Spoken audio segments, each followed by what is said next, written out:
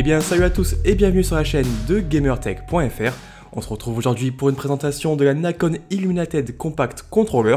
Et comme son nom et mon merveilleux accent anglais l'indiquent, il s'agit d'une manette PS4 plutôt compacte avec rétroéclairage intégré.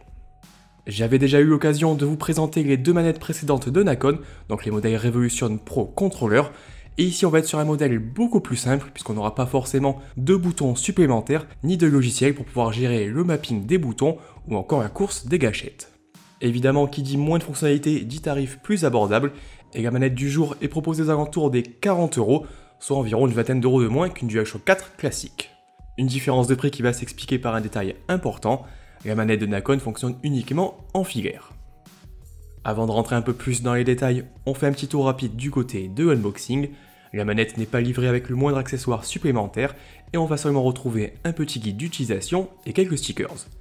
Si vous êtes à la recherche d'une manette plus complète avec par exemple des palettes arrière ou encore des joysticks personnalisables, il faudra évidemment s'orienter plutôt vers des modèles de chez Scuf ou Burn Controllers, mais là encore il faudra forcément y mettre le prix puisque ces manettes dépassent les 100€. Comme d'habitude, on débute avec le design et l'ergonomie. Et évidemment, la première chose qui saute aux yeux, ce sera cette coque transparente en plexiglas.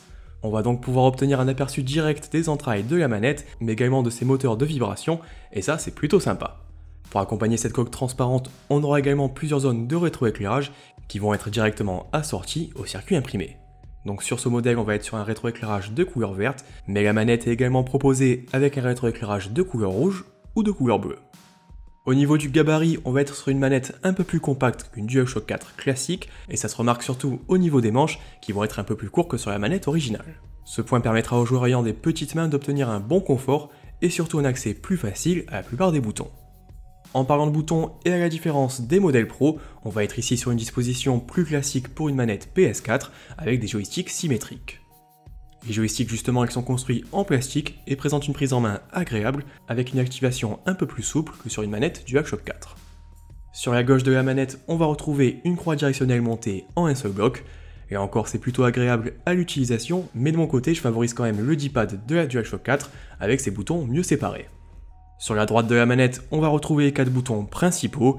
Ils présentent un diamètre supérieur par rapport à la DualShock 4 et seront sûrement plus accessibles pour certains joueurs. Pour le reste, on va évidemment retrouver les boutons pour le partage et les options, un pavé tactile fonctionnel et un bouton PS qui malheureusement n'est pas capable d'allumer la console, même lorsque celle-ci est en mode repos.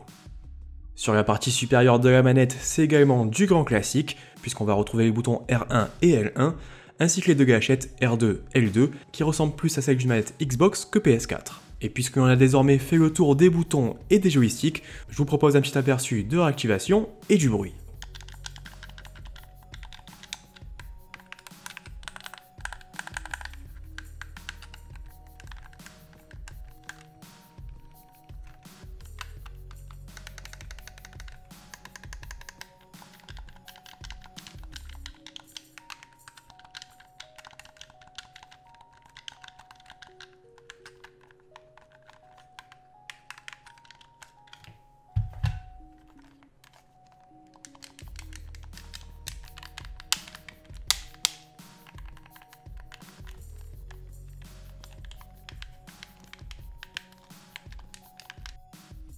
De retour sur la manette, on passe maintenant sur la partie arrière. Ici on aura un bouton supplémentaire qui va permettre de gérer le rétroéclairage. Donc en appuyant dessus, on pourra diminuer son intensité, passer sur un éclairage respirant ou encore le désactiver.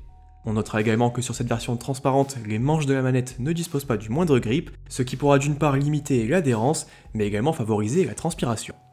Sous la manette, on aura également un port 3,5 mm pour venir connecter son casque, et on remarque également les moteurs de vibration intégrés sur les manches que l'on pourra voir directement tourner lorsqu'ils sont activés.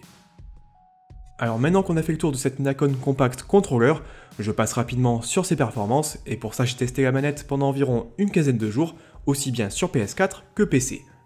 Globalement le rendu est très satisfaisant, les boutons réagissent parfaitement tout comme les joysticks, et le confort reste au rendez-vous malgré son gabarit compact. Évidemment, si vous êtes habitué aux manettes Pro de chez Nacon, le manque de personnalisation pourra se faire ressentir, mais si vous cherchez uniquement une seconde manette à moindre coût pour jouer à plusieurs, c'est vraiment l'idéal. Il reste quand même un principal défaut, ce sera l'utilisation limitée à du filaire, ce qui n'est pas forcément le plus confortable si on a toujours été habitué à une DualShock 4. Voilà pour cette petite présentation de cette nouvelle manette de Nacon. Je vous rappelle qu'elle est proposée aux alentours des 40€, soit 20€ de moins qu'une manette PS4 classique. N'hésitez pas à me dire ce que vous pensez de ce produit dans les commentaires, et surtout n'oubliez pas de mettre un petit pouce bleu si la vidéo vous a plu, et à vous abonner à la chaîne de Gamertech pour ne pas rater une seule de nos présentations. De mon côté, je vous remercie d'avoir regardé la vidéo, et je vous dis à la semaine prochaine.